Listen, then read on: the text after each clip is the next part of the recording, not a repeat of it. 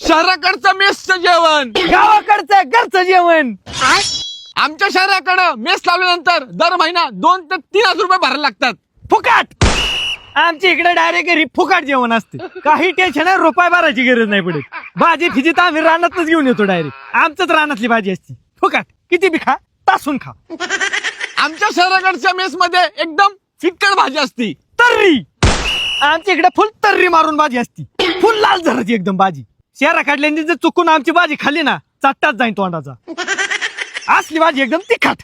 तुमच्या तरी भाजी एकदम पाण्यागतच असतात म्हणा. वरनं दिसतं कशाचं कालवण ती. आमचं तसं नसतं. आमची तर्री असली डार्क असते ना, जोपर्यंत भाकरी आत बुडत नाही ना तोपर्यंत कळत नाही नक्की भाजी कशाची. शहराकडच्या मेस मध्ये चपात्या जाड असतात आणि त्याला तेल अजिबात नसतं. लुसलुशीत. आमच्या गावाकडे ना चपाती एकदम लुसलुशीत असतात. एकदम मऊ. चपाती बी काय साधी सुधी नसती, फुगलेली चपाती असते एकदम. आणि चपातीच्या वरून आहे ना गावरान तुपाचा थर असतो नुसता. चपाती बी असली लागती नाही अड्या.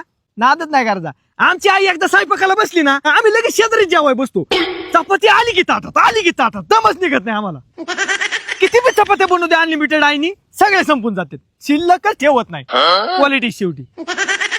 शहराकडच्या मेस मध्ये तुम्ही कोणतीही भाजी खा, सेम चव भेटणार तुम्हाला. रताळी. आमच्या इकडे गावाकडे आहे ना, कोणची बी भाजी खा, एकदम क्वालिटीच भाजी लागणार तुला. एकदा तू भाजी खायला सुरुवात केली ना, बोटच चाटत बसणार तू. सुरुवातीला अशी मस्तपैकी तर्री आणलेली असती भाजी. नुसती तर्री जरी पिऊन बघितली ना तुम्ही, मंत्रमुग्ध. तुम्ही कोणत्या बी 5 स्टार हॉटेलला जेवा, 7 स्टार हॉटेलला जेवा, पण जी चव आमच्या गावाकडच्या आईच्या हाताने बनवलेल्या जेवणाची आहे ना, ती चव तुम्हाला कुठेच मिळणार नाही. क्वालिटीच. शहराकडच्या मेसचं जे जेवण केलं तर तुम्हाला पोटात त्रास होणार आणि तब्येत सुद्धा वाळून जाणार. पहिलवान. आमच्या इकडे एकदा जेवला ना घरी, सगळं क्वालिटी फ्रेश असतं जेवायला. त्यामुळे आजार बिजार होत नाही. एक भाकरी घ्यायची, मुरगाळायची, कुस करायची आणि त्याच्यात डायरेक्ट म्हशीचं दूध टाकायचं. भाजीची बी गरज लागत नाही.